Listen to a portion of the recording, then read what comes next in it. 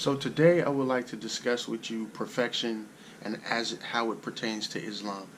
Uh, Perfection is something that many Muslims believe that they have to have, that they have to be.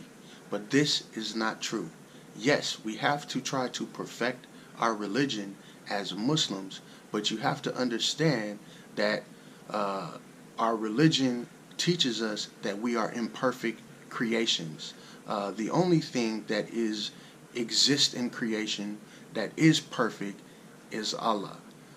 So yes, we do want to perfect our religion, but no, we should not hold ourselves to standards that we have to be perfect because this is an impossible task. With that being said, I'm not just going to talk about it. I want to give you some examples of what I'm talking about. So we're going to start at the first prophet of Islam, who was Prophet Adam. And we said, O Adam, dwell you and your wife in the paradise, and eat both of you freely with pleasure and delight of things therein as wherever you will. But come not near this tree, or you both will be of the Zalimun, wrongdoers. That's in Surah 2, Ayat 35. The importance of this surah is this, and this topic, is that we know that Adam and Eve ate from the tree that they were ordered not to eat from, so they broke a rule, which means that they were not perfect. And even though Adam was a prophet of Islam, he was not perfect, and that is why, that's an example of why, as Muslims, we should be more conscious of what our religion actually teaches us, and not try to be perfect, but in a different way, try to seek perfection by knowing that we are imperfect as a creation, and Allah is the only perfect creation. With that being said, I would like to say this. This was about the Prophet Ibrahim, who is credited with being the founding father of all Muslims.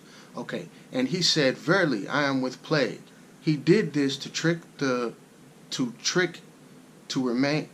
them to remain in their temple of idols, to destroy them, and not to accompany them to the pagan feast. This is in Surah 37, Ayat 89. Now, this was Prophet Ibrahim.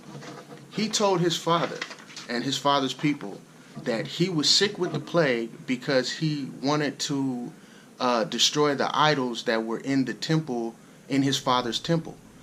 So with that being said,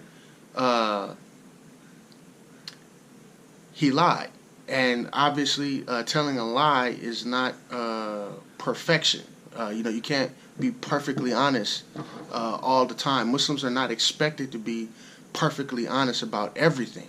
However, Muslims are expected to be honest. They are only expected to maybe not be perfectly honest if something is going to jeopardize the religion of Islam or the Muslim people, such as in this case, they had idols in the temple, and the idols weren't supposed to be there, and the only way for Ibrahim to get the idols out of the temple was by telling his father that he was sick with the plague. So he had to tell, I guess you can call it a white lie, in order to get his father, in order to stay, so he could destroy, to remove the idols.